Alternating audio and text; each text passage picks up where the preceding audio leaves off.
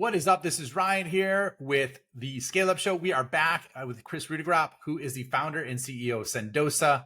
Amazing episode. If you missed part one, go check that out. This is part two. We are talking about what he did internally and how he made a shift 2 years ago about developing an AI strategy, which was super sound, breaks down the impact that it's delivered for their customers, and then also goes through his favorite use cases for himself, as well as needle movers as well for the company. So really interesting to have a CEO, a tech CEO's perspective on how to implement AI internally.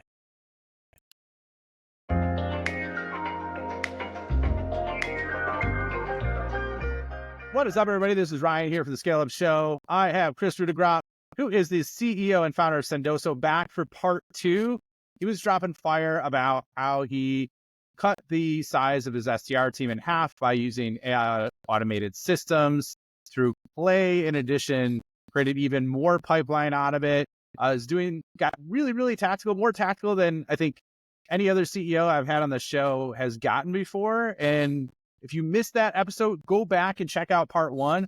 Part two, we are going to double down. We're going to go a little deeper on AI, specifically as it relates to go to market. Kris, welcome. Happy to have you back, man. Yeah, thanks for having me back, Ryan. Excited to chat more. I had to promote the hell out of the first episode because I thought it was really good. And for those of you that go back and check, I am not drinking a White Claw in the episode. It was a bubbler.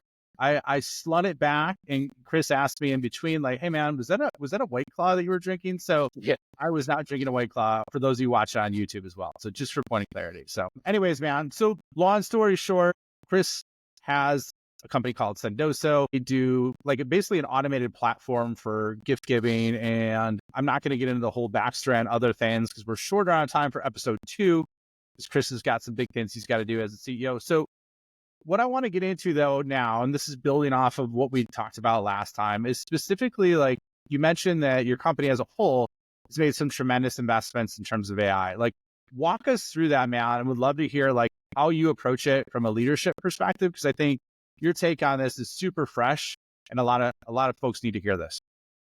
Yeah. A few years ago, my executive team came together and said, "Hey, what is our AI strategy?" And I think that's a hot topic that a lot of people are thinking about. And there's really two components to that. What is your AI product strategy? Because if you don't have AI infused into your product these days, you're going to get left behind. And then what is your AI strategy for the products you use? And if you're not up to date on using the AI features in these products or re-envisioning the product set that you need to be successful, then you're going to get left behind. So kind of a two-part area for us. The first part was really exciting because we had always known we wanted to infuse AI into our product more. We had a data science team. There was a lot of data collection. So with hundreds of millions of spend on our platform and 8 years of usage and millions of gifts and mailers being sent out, it's quite an interesting data set. And especially as it relates to what's the right thing to send to somebody, what's the right message that should be associated with that, whether it's a handwritten note or an e-gift message, what's the right time, what's the right channel, whether it's an e-gift to their office, to their home. And so for all those things, we said, how can we infuse and integrate AI? Our first foray was a tool that really was about smart messaging. For a lot of people, they're coming up with the handwritten note or the gift message or the e-gift message just off the top of their head. And we can do that a gazillion times better with AI, especially as it relates to like puns and creative ways to take into account the thing that you're sending, the reason you're trying to book this meeting or the thank you, or the reason you're following up and sending a gift or mailer, as well as the recipient and their attributes as well. And so that's been extremely effective for us. It's also saved the senders or helped with automation. So you don't need to think about each message, or it doesn't need to be templatized. It can be crafted on demand. Or if you're an SDR, an AE, or an AM, you're saving 6 minutes here from the crafting that note. That was a huge release last year. Earlier this year, we released the Smart Send feature. This is pretty cool. You can put in a person's email address, and it can go that deep. Like Kris likes golfing. Kris has a dog. Kris is into plants. Kris lives in San Francisco. And all those things will say, here's, some golf balls you should send them, or a dog toy, or a Warriors beanie. Or you could say the persona, hey, a CEO that lives in California, or you can just get someone who likes golfing and it will give you all these different suggestions. And Wait. then, Let me stop and ask you a follow up on that, man, because I want to make oh, sure I sure. understood you correctly, and I want to make sure we're not missing it. So first of all, you have like almost like the Netflix recommendation engine, you know what I mean, in terms of gifting, right? But for gifting and for go to market. And then the second one is like, and maybe sounds like it's related, but you're saying you just drop in the email or the persona, and you're saying it will actually pull up based on the email, like real insights on that person and give you gift recommendations? 100%. Yeah. And this is based Okay. partly on the hundreds of millions of data points we have, our proprietary data. We have third-party data providers. So some of this data is already out there sitting in the web that you Really? may or may not know about. There's a lot of consumer data that Kris Rudeegraap as a consumer, and the credit card companies, the insurance companies, the consumer companies use, the advertising companies use when you get targeted with ads. That data is also readily available. So we're able to match consumer data to your business data and offer these up, as well as other reasons why, maybe you're on a sales call and you'd hear that a dog bark, and you could, enter it in manually. This person likes dog, and build this profile over time, which we also start to see more as well. But yeah, there's some really interesting data we can pull from, your social profiles, from other Oh, third-party yeah. data sets. That's, I mean, very clever, very smart. So when you guys implemented that, like what was the uptick in results that folks saw as a result of that customization?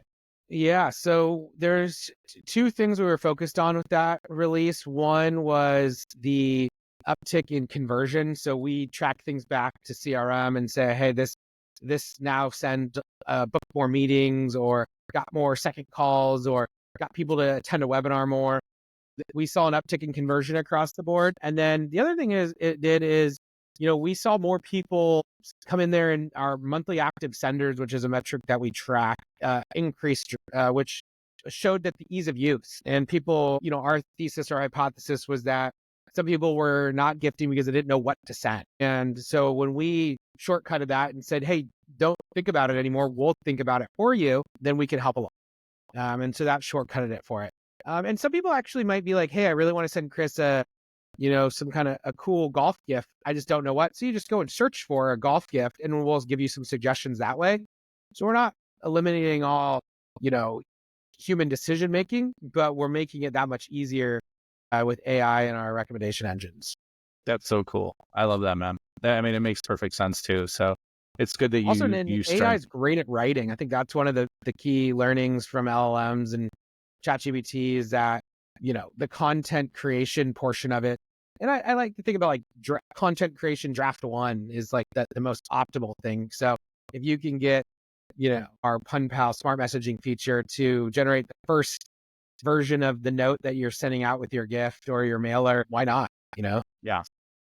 Yeah. I totally agree with you. Okay. So then, and I love what you're doing. You're like eliminating friction points, whether they're like micro friction points or psychological ones where they're like, I don't know what to do, because like, I can't tell you how many times that happens with folks. So like even with AI usage, like ChatGPT, they're like, this is so powerful. I don't know what use cases use it for. Right. And they don't use it. Right. It's like same kind Exactly. of, So we want to eliminate that. And our ultimate goal is, for the first, 5-6 years, we focused a lot on the infrastructure layer, the global warehouses, the supply chain, the marketplace, a lot of this interesting enterprise permissioning, budgets, etc. And then we spent the last few years really focusing on this AI layer. And then I think that's going to lead really well into Sendoso, evolving into a data company and a more of an automation company, to where when you think about gifting from years ago, it was I had to do this DIY manual, then I had to turn it into like a click a button. But in the future, I think it's going to be smart enough to just assist in autopilot and book you more meetings, or help you with building that rapport with your customers in a way that's going to be beneficial. Are you thinking through like autonomous agents? Is that kind of like the next generation of what you're looking at? Yeah. And I think we're stair stepping there. I think, we have an automations product coming out in the next quarter, which will be Nice. we won't call it agents, but we will allow you to automate as much as an agent could be. And I think, moving into next year, as the agent terminology becomes more in our vernacular. I think Salesforce is evangelizing and HubSpot is evangelizing these agents right now.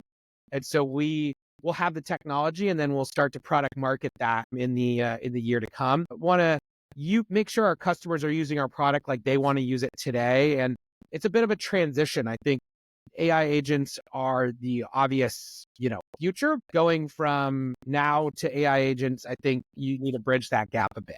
And that's where we think automations is kind of that gap or that bridge. So true. So true. I totally agree with you. All right, let's do fast fire. I got 2 questions for you, and then we'll wrap, man, because I know we're on a time crunch. What is your favorite personal use of using AI for yourself as the CEO? Yeah, so I love researching customer accounts through AI. I speak to hundreds of customers, and I will always ask AI questions before I jump on these calls. So it's kind of like meeting. Cool. Well, I have a GPT I created on that actually, so I'll share it with you, man. You can check it out and see if you like it. And then what about for your team? Because I know you've done a lot of work internally on this, and you've had the team really experiment and work with it. What do you think and you don't have to give one, but maybe your top 3 favorite use cases across the team that you've seen move the needle the most organizationally? I think the biggest impact so far from a revenue perspective has been the outbound with Clay and AI. So go listen to episode 1 if you haven't already. Love that. And the other one I think is, yeah, exactly. The other one is engineering.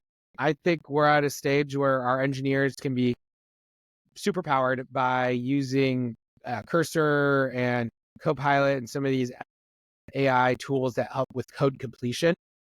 And I'm a big believer that AI and engineering go hand in hand. And so I'm pretty wowed by what our team does and some of the kind of how they showcase some of it. I'm not an engineer by trade, so I can't get into the weeds as much as I can get in the weeds with GTM.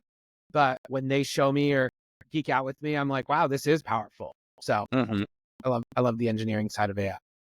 And what's number 3? You got one more. Number 3, it's probably a long tail thing that we're doing. There's some content creation with AI we're exploring. I don't think the jury's out there on how that's working. There's some AI on the customer service side for solving people's support requests faster and more dynamic.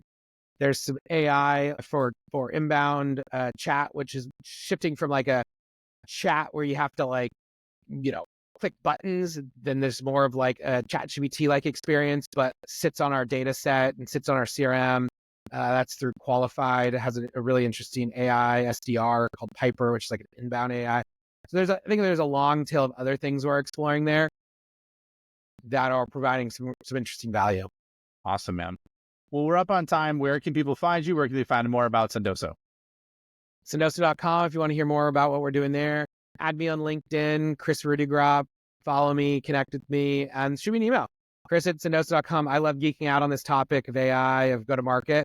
Shoot me an email. I'm happy to grab a virtual coffee or an in real life coffee if you're in the San Francisco Bay Area. Nice, man. Well, I'm kind of bummed. I was there for Dreamforce, and I didn't even it wasn't on my radar to grab a coffee with you, but I'll do that next time I'm out there, man. So for sure. It was great seeing you. Thanks for episode 1 and episode 2. And then I will look forward to seeing you all on the next episode.